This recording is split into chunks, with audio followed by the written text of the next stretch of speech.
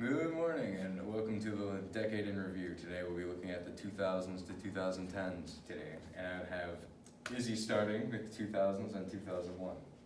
November 7, 2000, Hillary Clinton wins a seat for the United States Senate from New York. It is the first time a former First Lady wins public office.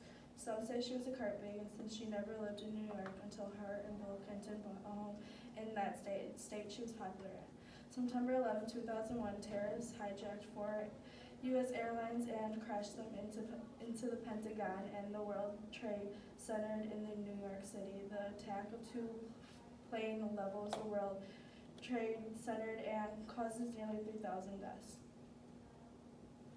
Thank you, Izzy. And now Justin with the 2002 and 2003. July 5th, 2002, Iraq rejects new proposals from the United Nations concerning weapons inspections.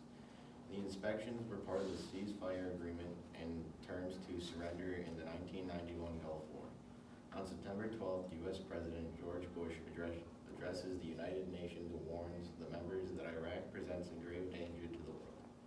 February 1st, 2003, Space Shuttle Columbia explodes upon re-entry over Texas. 7 astronauts were killed. An investigation board determined that a large piece of foam fell from the shuttle's external tank and breached the spacecraft's wing. This problem with foam had been known for years, and NASA came under intense scrutiny in Congress and the media for allowing the situation to continue. Thank you, Justin. And Jacob with the 2004 and 2005. July 4th, 2004. The groundbreaking ceremony for the Freedom Tower at Ground Zero, the former site of the World Trade Center complex, which was destroyed during the September 11th, 2001 attack that occurred in New York City. August 29th, 2005. Hurricane Katrina strikes the Gulf Coast, undertaking the city of New Orleans with water from Lake Pontchartrain. When the levees that maintain the below sea level city water break were overtaken. Over 1,300 people perished from Alabama to Louisiana in one of the worst natural disasters to strike the United States. Thank you, Jacob. And Jared with 2006 and 2007. February 22nd, 2006, in a continuing shift of the retail industry to new platforms, it's announced that the 1 billion song is downloaded from the Internet Music Store, Apple iTunes. This shift comes to an expense of many brick and mortar chains, including Tower Records.